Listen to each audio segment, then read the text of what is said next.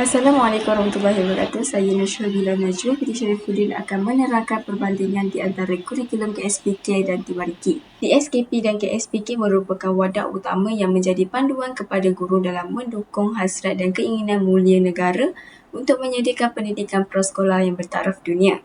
PSKP bertujuan untuk memperkembangkan potensi murid-murid berumur 4 hingga 6 tahun secara menyeluruh dan bersepadu berdasarkan JERIS, jasmani, emosi, rohani, intelek dan sosial melalui persekitaran pembelajaran yang selamat dan subur serta aktiviti pembelajaran yang seronok, kreatif serta bermakna.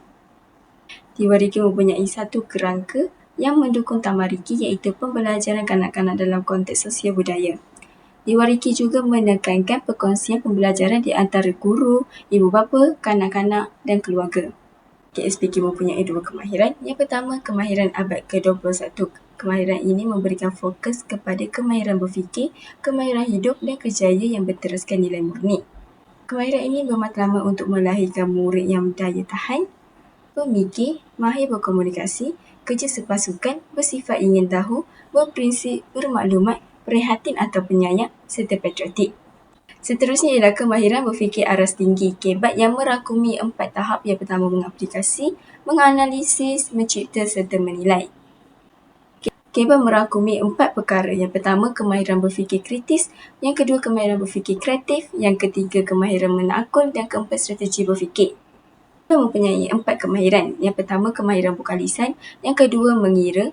Yang ketiga, menceritakan pengalaman melalui bercerita. Dan yang keempat, daya kreativiti.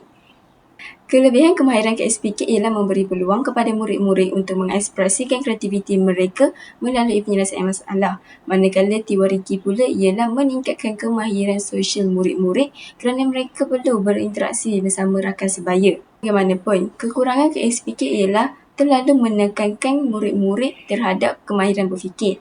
Manakala Tiwariki pula memerlukan murid-murid yang mempunyai kreativiti yang meluas. KSPK mempunyai 9 strategi. Yang pertama, pembelajaran berpusatkan murid. Yang kedua, belajar melalui bermain.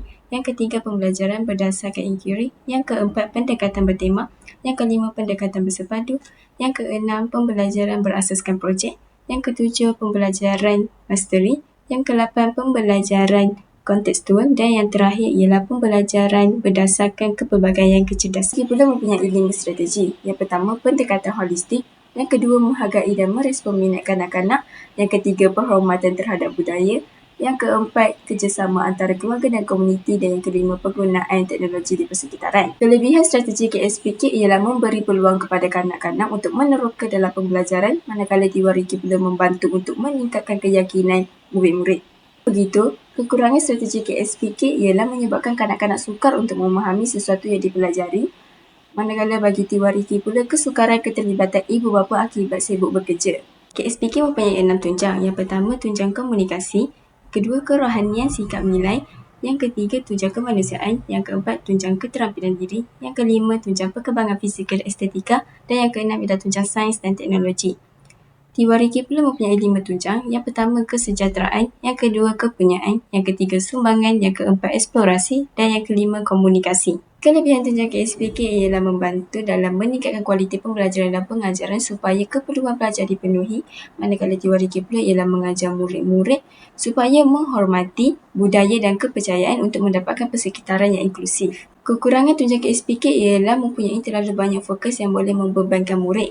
Manakala Tiwariki pula tidak mempunyai penekanan yang jelas terhadap standard dan pencapaian. Sekali penilaian, KSPK menilai murid-murid berdasarkan standard prestasi yang mempunyai 3 tahap. Yang pertama, murid tahu perkara asas, melakukan kemahiran asas serta memberi respon kepada perkara asas. Tahap yang kedua, murid menggunakan pengetahuan serta kemahiran untuk melaksanakan sesuatu. Tahap yang ketiga, murid menggunakan pengetahuan serta kemahiran untuk melakukan sesuatu dalam situasi baharu atau secara kreatif, secara tertib atau beradab. Kurikulum Tiwariki pula menilai secara menyeluruh yang mempunyai 4 tahap. Yang pertama, pengupayaan, perkembangan holistik, keluarga dan komuniti, serta perhubungan. Kelebihan penilaian KSPK ialah memberikan gambaran secara menyeluruh berkaitan kemampuan murid-murid, manakala Tiwariki pula mempunyai penilaian pendekatan yang fleksibel. Namun begitu, kekurangan penilaian KSPK ialah tidak fleksibel kerana cenderung menggunakan standard yang ketat manakala Tiwariki pula tidak mempunyai pengukuran standard yang tepat untuk setiap aspek. Sekian, terima kasih.